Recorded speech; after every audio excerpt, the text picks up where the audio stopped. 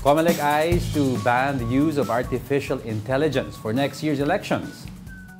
COMELEC Chairman George Garcia says there's a growing concern on the use of AI. These include the creation of deepfakes that targeted no less than President Marcos and other personalities. Garcia warns that these materials may sow deceit and misinformation among voters. The poll body's Anbank is set to tackle a proposal to ban AI in election campaigns next week.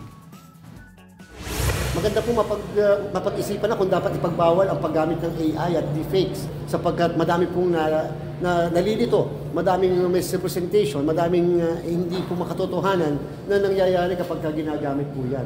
Dapat po, pagkakampanya, ikaw mismo ang nakikita ng sambayanan. Ikaw mismo ang nanliligaw sa kanila. Let's talk more about that plan of the COMELEC. We have with us on the line Chairman George Garcia live. Magandang umaga, Chairman. Ang first question, Rex Laudianco. Okay. Spokesperson Rex Laudianco is joining us on the line. Spokes, good morning. Magandang umaga po, Sir Diego, Ma'am Angela, at sa lahat po ng taga-subaybay ng branch. Okay, morning po. Yung stance po ng COMELEC spokes is that you have planned to ban the use of AI in election campaigns. Now, in the absence of a law, how do you plan to do this? Ano ang exactly what can COMELEC do within its power to regulate at least the use of AI in this coming elections?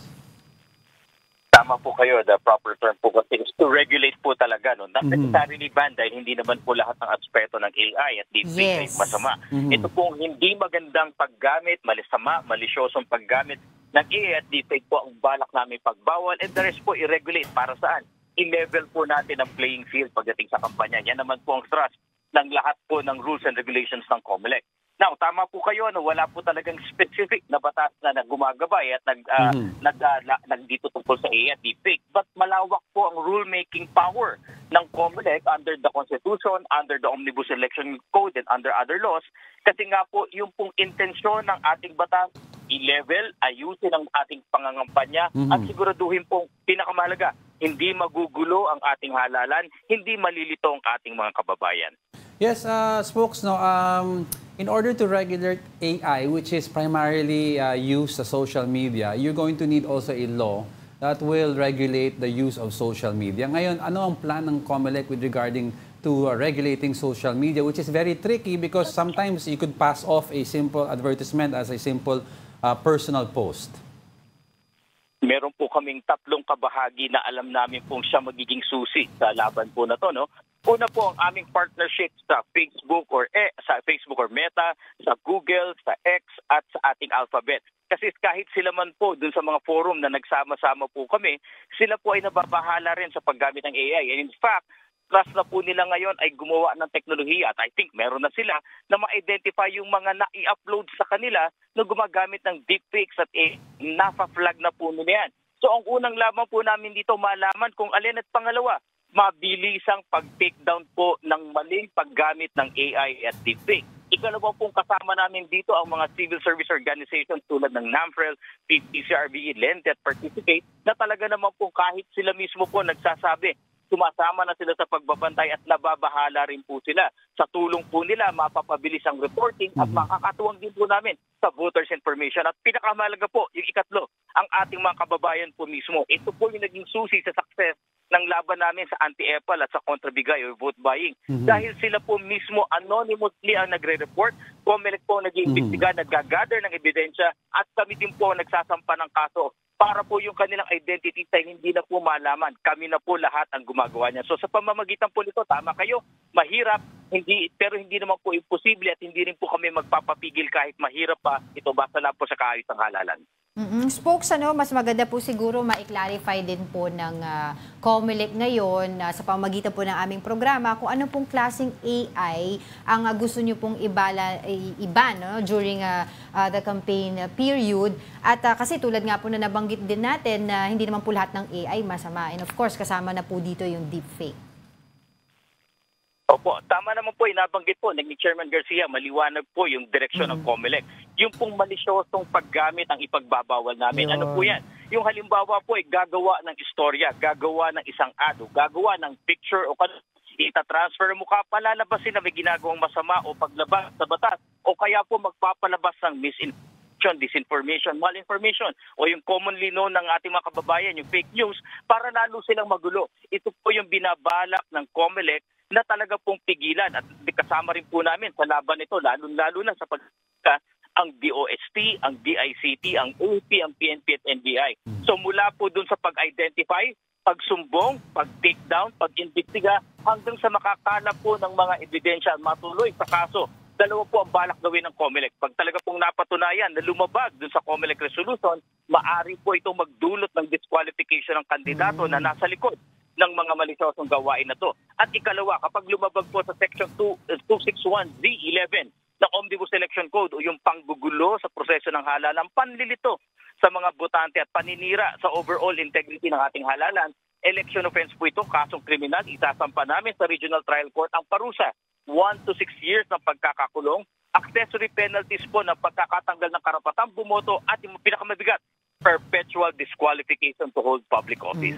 Siyempre po, ang tanong dyan, Spokes, paano po natin ma-identify kung sino po gumawa nitong, let's say for example, meron nga pong deepfake na kumakalat during the campaign season. Kasi I remember before, kunyari, mga campaign materials na mga nasa wall, tapos sasabihin lang ng kandidato, ay hindi naman kami nagkabit yan eh, yung supporters lang eh. So how do we do that on, deepfake naman ang issue? At saka, do we also coordinate or how, are we going to talk to Meta, diba, yung sa YouTube, sa Facebook, sa Twitter or X regarding regulation of use of social media on during the campaign season? Yes po, yan talaga pong sila yung makakapartner namin. Doon nga po sa mga naunang pulong na inattendan po ni Commissioner Celis, ay meron na pong 11 commitments ang ating mga nabanggit na social media platforms. At kasama po yan yung maling paggamit po ng teknolohiya doon sa kanilang campaign. At ito nga po ang kagandahan na sila po ay private platforms. Pag naglabag ka ng community guidance, kasama yung binubuo po namin at binabalangkas namin na regulasyong ito, ay maaari pong immediate takedown, banning po ng account. At yung accounts po na yan, ay meron pong tao sa likod niyan. Yan ang po pagtutulungan ng mga platforms na yan, kasama ng law enforcement and investigative agencies. Sabihin man natin na yung supporter ang gumawa, yung supporter po yung hahabulin natin. Dahil yun naman pong paglabag sa batas ay hindi lamang lumalapat sa kandidato. And ultimately, alam po natin, pagka po nahuli na at mapapakulong natin yung supporter, ay ituturo na rin niya kung sining nasa likod po ng malisyosong gawain na yan. Yes, folks, I'd like to clarify this. Pinaplano niyo mga new rules on social media or possible AI regulation. Is this already, ito magagamit na ba ito for this coming midterm elections? Ito po talagang 2025 midterm elections ang target po, Sir Diego, no? Kaya nga po naglabas po ng kautosan si Chairman Garcia at makikita niyo po sa mga susunod na linggo ay ang pagpupulong na po namin sa mga nabanggit ko magiging katuwang ng COMELEC para nga po pagsama-sama namin balangkasin ang regulation na yan, alin po yung makatotohanan at maling gawin, pati na rin po yung doable or achievable na magagawa dito. Ang importante po dito, may efforts po kami, babayaan ito, mahirap man sa simula, pero hindi imposible at pagtutulong-tulungan po namin ito. Spokes, lastly na lang po, taking this opportunity to ask you regarding naman po dun sa issue ng maximum allowable nominees for party list. Kayo po dyan po sa komisyon ay may binabalak na mag-allow ng 5 to 10 nominees. Tama po. Dahil naman po sa ating batas, Republic Act 79-4, ang number po ng isusumite na nominees ay dapat ay 5, hindi bababa po sa 5. Kaya nga po, balak na rin ng COMELEC na atasan po ang lahat na dapat 10. Bakit po? Nakikita po kasi namin na inaabuso po yung Section 18 ng batas na yan kung saan pag na-exhaust o naubos yung nominees ay papalitan po nila. Iba yung nakasampa sa amin na nominado pagdating ng kampanya, pero pag nanalo na, iba po yung tumatayo dahil nag-withdraw lahat. In the absence po nung ating hinihiling na amendment po sa Republic Act 7941, nang maban na po yan yung pagpapalitan wholesale, kailangan pong gamitin na ng COMELEC ang rulemaking powers na dagdagan na natin ng 10. Ipatupad natin na hanggat hindi na uubos yung 10 na yan o higit pa, ay hindi pwedeng magpasok pa ng substitute, mag-withdraw man po yung mga nauna. Ayun, klarong-klaro. Maraming salamat po sa inyong oras. Rex Laudiangco, ang spokesperson po ng COMELEC. Maraming salamat po, mabuhay. God bless po. Ayan, that is madami tayong naklaro regarding this. Pero magandang idea yung deepfake mismo. Oo. I-identify. Doon muna tayo magsimula. Pwede, di ba? Oo, totoo yan. Kasi dapat nga naman ng mga mismong kandidato ang lumalabas doon sa mga videos at nag-reach out sa kanilang Kasi yung mga deepfake ngayon, isipin mo, ang daming mga celebrity endorsers that are endorsing supposed yung mga products, health products, na hindi pala sila. Hindi naman sila. Could you imagine kung... Ako, biktima ako nun, di ba? Yeah. Mangpaulan ka ng mga endorsement from certain personalities on a candidate sa election. In social media, wala naman limit yan as of now, no?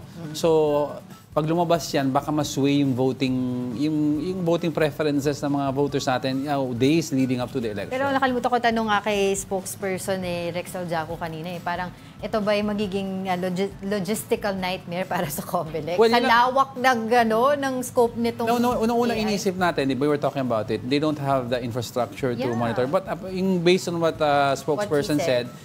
they're coordinating with necessary agencies like kasi may PNP anti-cybercrime. Yeah. May DICT May ka. DICT ka pa. So, inter-agency coordination to during Yun na election. lang. Kaya naman nila i-monitor yan.